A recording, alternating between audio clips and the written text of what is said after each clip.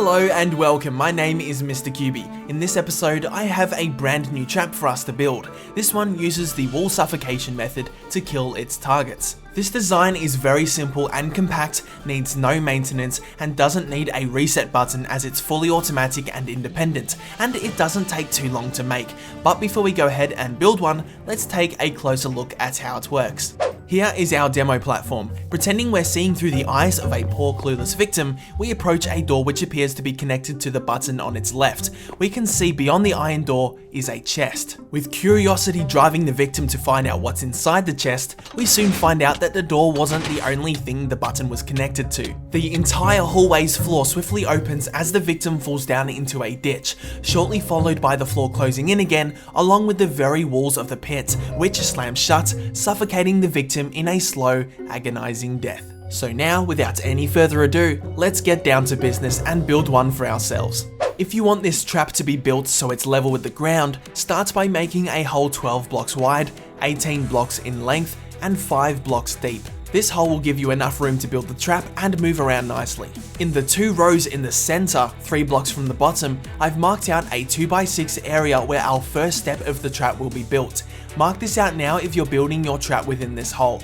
As always, for the purpose of this tutorial, I'll be working above the ground so everything is clearly visible. So I'll just be using the same 12x18 area on the surface. To begin, we're going to start with building the base of the pit 2 blocks wide and 6 blocks long. If you're building this trap in the hole, place these blocks directly on top of the 2x6 markings. Continue to follow along with these next placements as I build up the pit.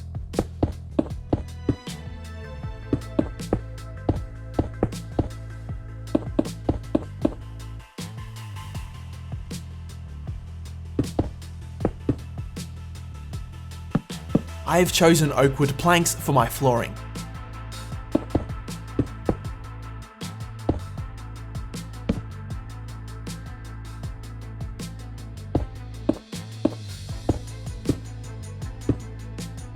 This gap here is where our door will go.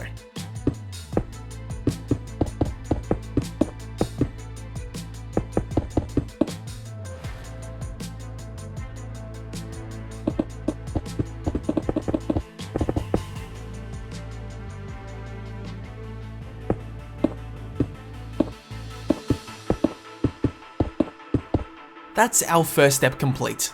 Next, we're going to build a small room for the chest to bait in our victims. Start off with a 3x3 floor. Then build up the walls around it.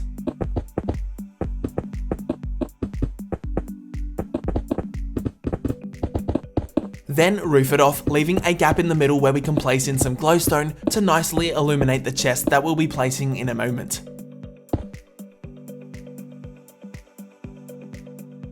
Go ahead and place down your chest in the middle of the room and lock it off with an iron door, followed by a button on the left. It's totally up to you what button you'd like to use, as there is a small difference between the two. The wooden button will keep the floor open for roughly about a second before it closes. The stone button will keep the floor open for only about half a second before it closes up. It is now time to add in our sticky pistons. Firstly, add in these 2 temporary arms on each side of the pit, using any block you wish, so we can make our first sticky piston placement. Now go ahead and throw down 3 rows of sticky pistons, 6 blocks wide, all facing inwards towards the pit. Do the same for the other side of the pit as well. In front of all of our sticky pistons, place in your flooring, in which I've chosen mine to be oak wood planks. Once you've done that, you can now get rid of these 2 temporary arms we made earlier. Now for the foundations for our redstone to sit on, which I'll be using lime wool for. Watch and follow carefully where I place them in.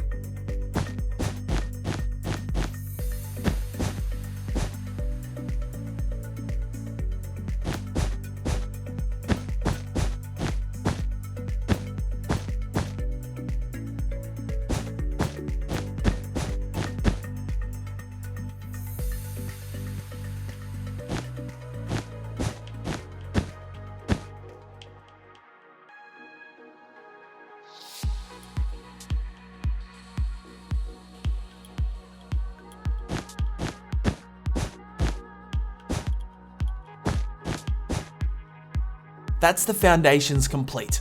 Now for our final step, the redstone. Beneath the right side at the back of the trap down here, place in a redstone repeater, making sure you faced it pointing left. Once you've done that, simply run a redstone trail across every other redstone foundation block.